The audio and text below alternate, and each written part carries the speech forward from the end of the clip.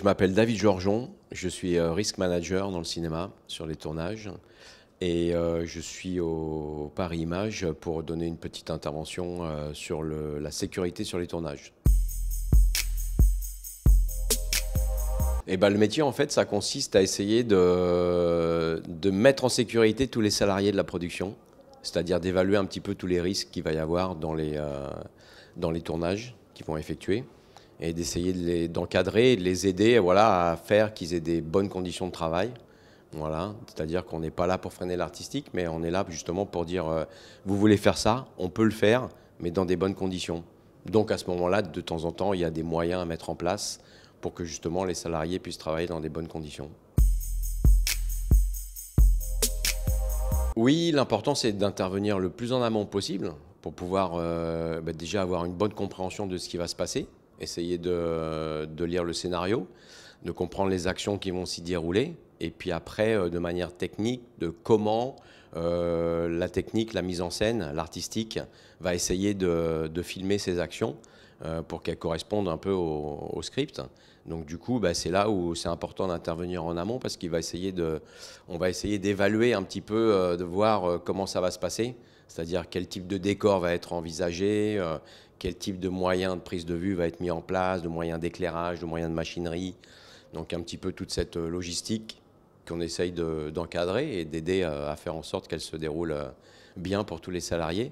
Et puis après, il y a aussi tout un autre ensemble qui est l'ensemble, on va dire, de production pure et de logistique, c'est-à-dire pour tout l'ensemble des salariés qu'on ne voit pas forcément dans ce qu'on appelle à la face, c'est-à-dire sur le plateau, et qui sont derrière, et qu'eux aussi aient des bonnes conditions de travail, donc les horaires de travail, le plan de travail, la logistique, le transport, les camions, les véhicules, un petit peu, voilà, d'essayer de faire en sorte que tout le monde essaye de rentrer dans un cadre légal déjà, au niveau de la loi du travail française et puis des assurances, et puis après aussi dans un cadre de bien-être pour le salarié, quoi.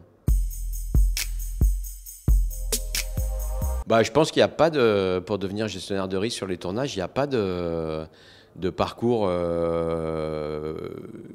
typique, enfin on va dire classé. Je pense que l'un des points les plus importants, c'est de bien connaître les tournages, bien connaître la technique, bien connaître les outils utilisés, bien connaître la méthodologie, le moyen de production, pour pouvoir comprendre un petit peu comment ça s'organise, comment ça s'articule. Et puis je pense qu'il faut aussi avoir été sur le terrain beaucoup, parce que ça c'est important. C'était mon cas, moi j'ai participé, j'ai été pendant 30 ans sur le terrain en tant que chef opérateur. Voilà, et donc j'ai essuyé pas mal d'accidents, graves et moins graves. Et j'ai eu beaucoup de collègues aussi qui ont eu beaucoup d'accidents, à l'étranger notamment. Et donc du coup, de fil en aiguille, je me suis dit, il y a quelque chose à faire de ce côté-là, quoi. Et puis après, il y a aussi l'arrivée des plateformes qui ont mis des normes et puis un cahier des charges un petit peu plus standardisé, on va dire, par rapport à cette pratique, parce que dans les pays anglo-saxons, c'est quelque chose qui existe depuis plus de 50 ans. Donc il y a toujours eu ce qu'on appelle un risk manager ou un safety supervisor, c'est-à-dire un conseiller santé-sécurité, qu'on dit en français.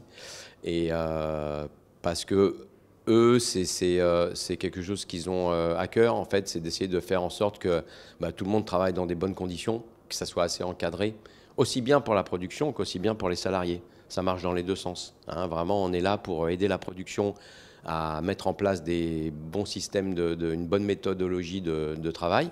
Et puis on est là aussi pour les salariés, pour faire en sorte qu'eux, déjà, ils fassent attention à eux et qu'ils travaillent dans des bonnes conditions et que la production les prenne en compte, quoi. Aujourd'hui, les outils qui existent, il n'y a pas d'outils prédéfinis, il n'y a pas d'application ou de logiciel, si c'est la question, qui existe déjà pour faire ce genre de travail, parce que chaque projet est différent.